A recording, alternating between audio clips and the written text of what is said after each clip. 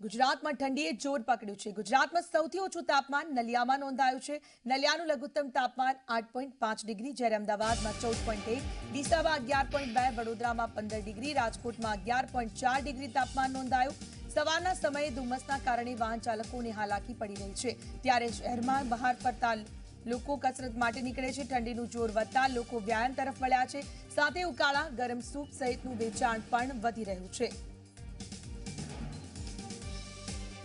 ઠંડીનો ચમકારો, વડોદરામાં 15 ડિગ્રી તાપમાન, સવારના સમય ધુમ્મસના કારણે વાહન ચાલકોને હાલાકી।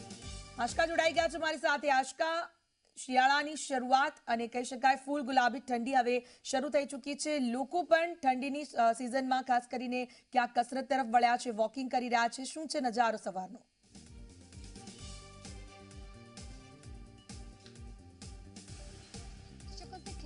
કાતિલ ઠંડીની શરૂઆત સમગ્ર રાજ્યમાં થઈ ગઈ છે। ડિસેમ્બર મહિનાના અંતિમ સપ્તાહ સુધી તો હજુ ઠંડી વધી શકે તેવી હવામાન વિભાગની આગાહી છે।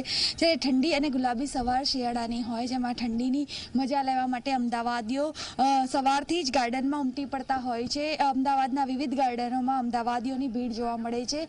વિવિધ એક્સરસાઇઝ અને જે કહી શકાય કે મોર્નિંગ વોક કરતા અને ઘણી બધી એવી રમતો પણ રમતા તમારા નજરે પડશે કે જે તમારા શરીરને કષ્ટ આપે અને શરીરને કસરત કરાવે તેવી ઘણી કસરતો હશે, જેને લઈને ખાસ કરી અને જો વાત કરીએ તો સવારથી જ અમદાવાદીઓ આ કસરત કરવા માટે ગાર્ડનમાં ઉમટતા હોય છે અને જે રીતે ગાર્ડનમાં એક્સરસાઇઝ કરતા હોય છે એ લોકો સાથે જ વાત કરીએ આપણે કે કઈ રીતની તે લોકોની સવાર રહે છે, કઈ રીતની એક્સરસાઇઝ કરવાનું તે લોકો પસંદ કરતા હોય છે। યોગા પણ ઘણા લોકો કરતા તમને દ્રશ્ય નજરે પડશે, તેમાં આપણે વાત કરીએ એમની સાથે। શું નામ છે આપનું? અનિતા। અનિતાબેન, ખાસ કરીને શિયાળાની શરૂઆત થઈ ગઈ છે, ઠંડી પડી રહી છે ધીરે ધીરે, ગુલાબી ઠંડીની સવાર હોય, કઈ રીતની આપણી શરૂઆત થાય છે, કઈ રીતની એક્સરસાઇઝ કરો છો? બધી એક્સરસાઇઝ કરીએ છીએ, પહેલાં દોડવાથી ચાલુ કરીએ છીએ। સવારની ઠંડીમાં દોડવાનું સારું લાગે છે, શરીર હલકું રહે અને મન શાંત રહે। એ સિવાય કઈ કઈ એક્સરસાઇઝ કરો છો?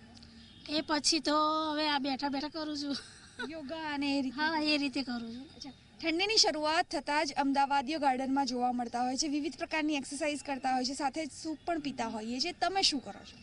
સવારમાં બસ વહેલા ઉઠીને રનિંગ કરું છું, પછી દંડ, પુલઅપ્સ બધી અલગ અલગ જે આવે કસરત એ બધી કસરત કરું છું।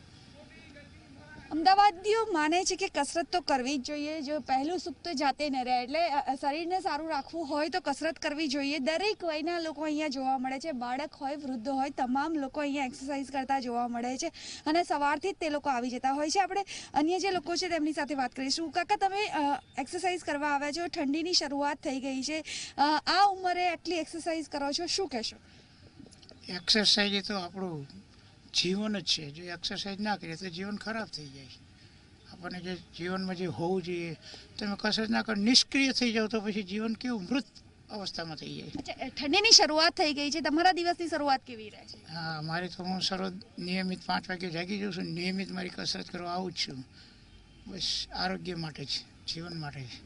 ચોક્કસથી ફરીવાર દ્રશ્યો બતાવીશ કે સવારથી તમામ લોકો અહીંયા ગાર્ડનમાં આવી જતા હોય છે, દરેક વયના લોકો જોવા મળશે, અલગ અલગ એક્સરસાઇઝ કરતા, વોક કરતા, તેમજ જે કહી શકાય કે અલગ જે રમતો છે તે પણ રમતા તમને દ્રશ્યો જોવા મળશે, કારણ કે બાળકો હોય તો તે લોકો રમત રમે છે, યંગસ્ટર એક્સરસાઇઝ કરે છે, જે સિનિયર સિટીઝન છે તે યોગા અને વોક કરે છે, એટલે તમામ પ્રકારની એક્સરસાઇઝ કરવા માટે અમદાવાદીઓ શિયાળાની સવારમાં આવી જતા હોય છે અને શિયાળાની મજા લે છે। જો કે બીજી તરફ હવામાન વિભાગ હજુ પણ કહી રહ્યું છે કે ઠંડી ધીરે ધીરે જોર પકડશે ને ડિસેમ્બર મહિનાના અંતિમ સપ્તાહ સુધી આ ઠંડી પોતાનો રંગ બતાવી દેશે। ખ્યાતિ, આભાર આશકા, તમામ માહિતી બદલ। તો ઠંડીએ પોતાનું જોર બતાવવાનું શરૂ કર્યું છે અને લોકો પણ ઠંડીમાં સવારે વ્યાયામ, મોર્નિંગ વોક કરવા નીકળે છે। ગાર્ડનનો નજારો આપે જોયો, અમદાવાદના દ્રશ્યો છે, સમગ્ર રાજ્યભરમાં આ પ્રકારે દ્રશ્યો જોવા મળી રહ્યા છે।